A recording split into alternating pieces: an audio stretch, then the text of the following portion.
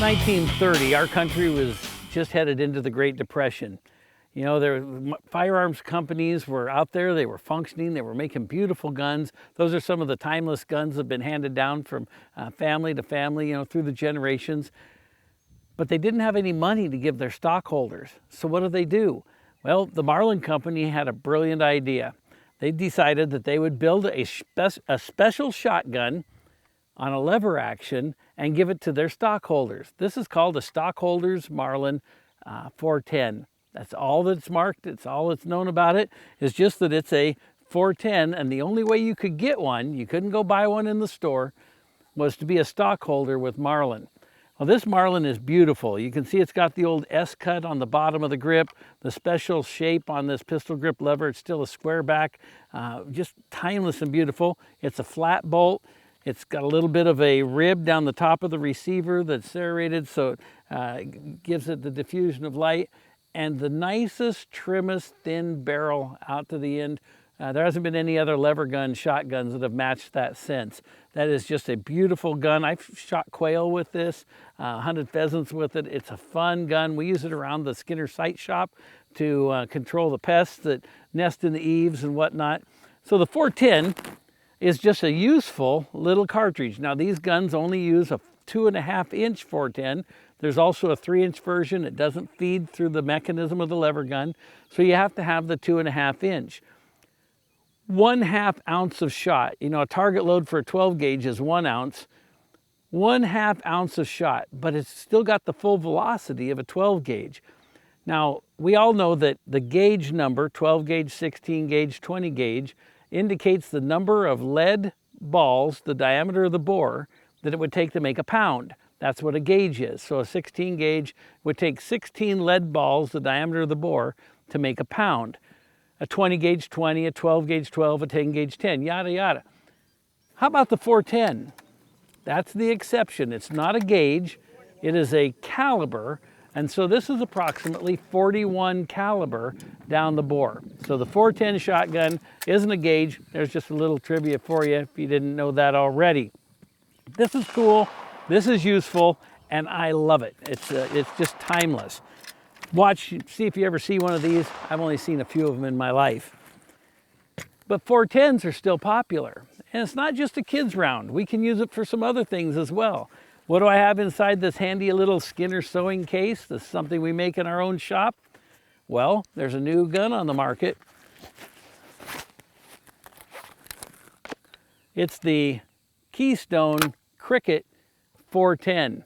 It's so handy. It's not just a kid's gun, it's a good survival gun. It's good something to pack around in the rig if you're going to be out and need something to survive. Maybe you're a pilot and you want to carry something on your plane. You put it in our nice little case and it tucks away just about anywhere. This little gun is fun to shoot. It's a single shot, breaks open like this, round goes right in the back of the chamber, and boom.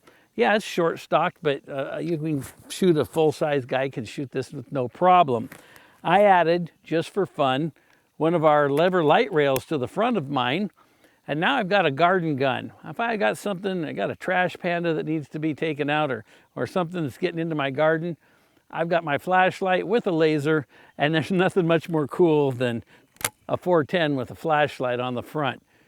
This is a great little gun if you want to train a kid to shoot. It's going to have a little bit of recoil, but it's still a fun little gun. It fits them well, and you can carry it. It's good for everybody. So whether it's the old stockholder 410 in the lever gun, which is just timeless and classic and cool, or whether it's the new thing from Keystone and Cricket, my first shotgun, this one will actually handle a 3-inch shell as well. So the ammo's out there, easy to get. Try one of these out, and if you want, add the Skinner light rail. You'll be glad you did. I'm Andy at Skinner Sights. We're saving the world, one gun sight at a time.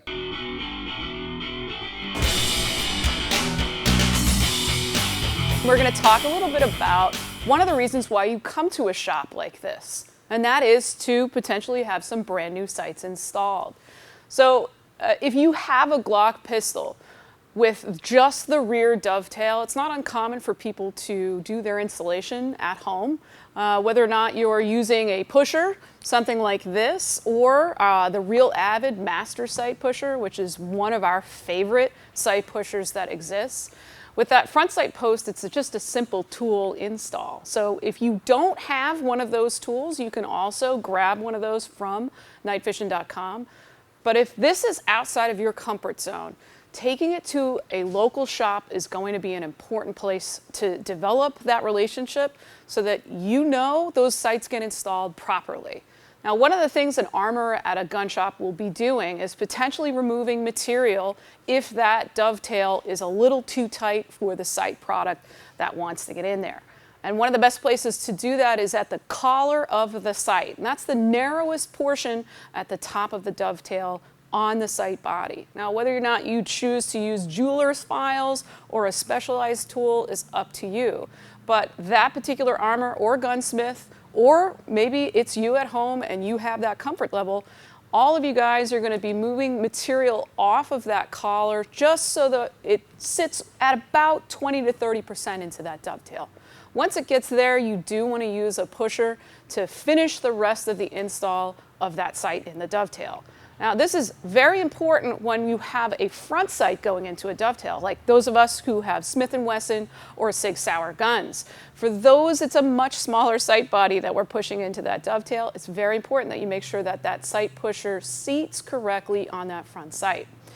Now, at the rear of all of our optics ready sights, we have a set screw. It comes pre-covered with a blue thread locker. We don't recommend you use anything tighter than that. So in the event you want to change your sights, for some reason, you have the ability to take that set screw out. But all of that is there to help make sure that your night vision sights stay on the gun, because they are there to show up for you when you need them the most.